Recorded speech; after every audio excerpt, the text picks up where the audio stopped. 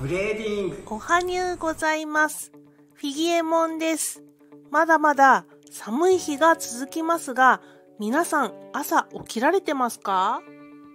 朝起きられてないあなたのために、今日は2021年世界選手権へ向けての羽生結弦選手の言葉を特集していこうと思います。この動画を見たらウキッとして朝頭がすっきり起きられちゃうこと間違いなしです。ただドキドキして起きてしまうかもしれませんがね。ところでご覧ください。爽やかな朝、素敵な羽生選手の話題をするのにぴったりだと思ってスイートピーのお花を買ってきました。こんなね、素敵な花を羽生選手の演技後にリンクに投げ入れたいと思うんですが、いつになるんでしょうかね。余談ですが、私、リンクに花を投げ入れたことがないんですよね。だから、リンクに花を投げ入れられるのが夢っていうか、1989年、フィギュアスケートを観戦し始めた時からやってみたいなって思ってたんですけどね。実際生観戦するようになったんですが、日本の試合だとリンクに花を投げ入れられる席がめちゃくちゃ限定されているんですよね。もうね、なんでだよっていうぐらいね、限定的な席でしか花束の投げ入れができないんです。審判側だとアリーナ席でも投げ入れできないし、上の方の席だと審判と反対側の席でも投げ入れできません。だから私生観戦は何度もしたことありますけど、日本での観戦ばかりなので花束やプレゼントをリンクに投げ入れたことがないんです。海外の試合で選手に直接花束を渡すシーンありますよね。あれね、めちゃくちゃ羨ましく見てたんですけれども、当分ね、世界的にこういう場面には当たりそうもありませんよね。残念です。さて、それでは先日の全日本選手権後のインタビューから、振り付けで自分なりにこだわったところはありますかという質問に対しての羽生選手の答えです。まあ全部です。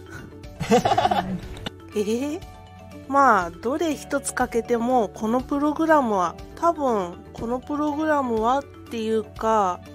まあここ最近ここ5、6年のシーズンのプログラムに関しては特にプログラムとして成り立たないので、だから何よりもジャンプを力なくシームレスに飛べたっていうのが一番表現として完成できた良かったところだと思ってます。というなんとも可愛らしさと強い意志が共存した面白いインタビュー部分でしたね。プログラムを作る上で羽生選手の担当はシームレスなジャンプっていう部分なんだなって感じですよね。振り付けでどこをどうするっていうところは振付師が考えて、その考えた振り付けとジャンプをつなげてシームレスにしていく。そこが他の選手がしてないところなんじゃないかなって思いましたね。そもそも頭の中が普通の選手と違うっていうのがこのインタビューでわかります。そしてインタビューの続きです。そういうシームレス、連続性というのが羽生選手の大事な柱になってくるということですねという言葉に対して羽生選手は、そうですね。だからこそなんか昨日ショートプログラムみたいな演技に関してはちょっと荒削りだと思いますし、やっぱり見せたい気持ちはあるんですけど、ただその中でジャンプ飛べたぜ、ヤッホーイみたいな、ウェーイみたいな感じじゃなくて、もっとなんかスマートに、多分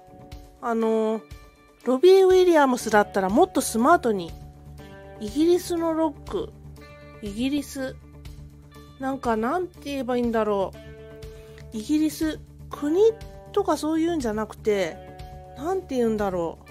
う、もっと余裕のあるロックだと思うんですよね。それがまだ表現できてないかなっていうふうに昨日のショートプログラムの時は思ったんで、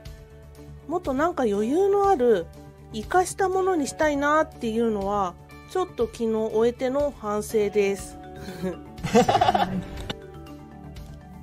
という心の言葉を一生懸命変換してくれているようなインタビューでした。それにしてもね、羽生選手がウェーイって言ってることあるんですかね。実際に生活の中でウェイって言葉をしているところがちょっとね想像できません。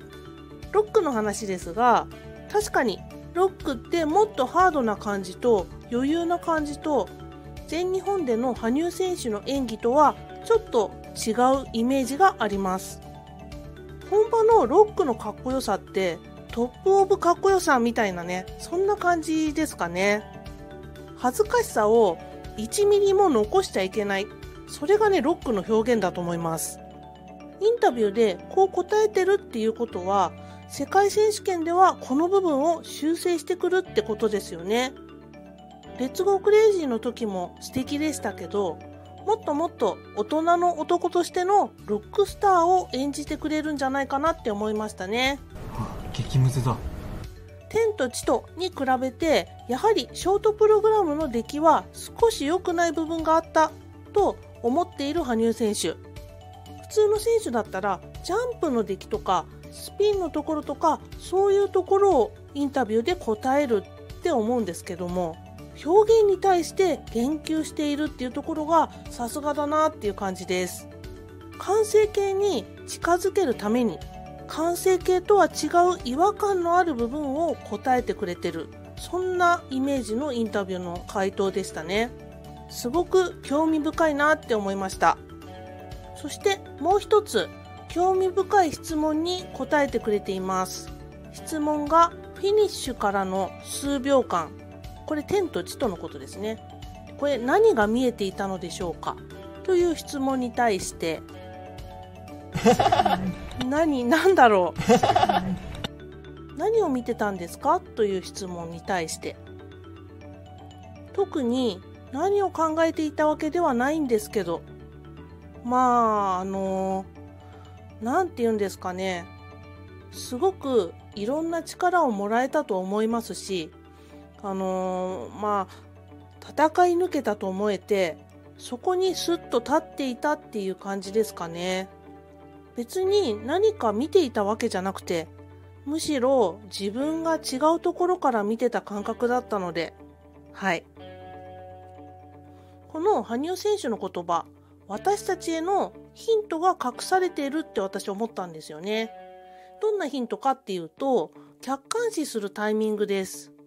全日本選手権のフリーっていうのは、羽生選手にとっておそらく2020年の下半期で一番のイベントだったはずです。その一番のイベントの時に自分の成果に入り込むことなく、成功したからこそ一歩引いた視点で自分を見るっていうのはとてもね大切なことなんじゃないかなって思ったんですよね。この視点を持ち合わせているからこそ、ここ一番で持っている全てを出せるのではないかって思いました。私もね忘れがちなんですけど、自分を客観視する力を思い出すいい機会になりました。羽生選手はこの一歩引いた視点とここ一番の集中力を持って世界選手権で素晴らしいプログラムを披露してくれると思います。めんどくさがり屋なんですよね。めんどくさがり屋とは思えないぐらいプログラムは細かいところにこだわっていると思いますが、本当に大丈夫？大丈夫です。では今日最後の羽生選手の言葉は、2016年3月テレビ番組で未来のヒーローへ送るメッセージです。言葉自体はすごく短いですが、トップスケーターならではのスポーツに対する努力の解釈を語ってくれています。努力は嘘をつく。でも無駄にならない。努力の正解を見つけることが大切。あなたの正解は何ですか？今日も素晴らしい一日になりますように。では、恒例のフィギエモンからのプレゼント。僕にとってはいつも応援してくださっている皆さんに感謝を伝える一日です。本当にありがとうございます。皆さんにとって素敵な一日になりますように。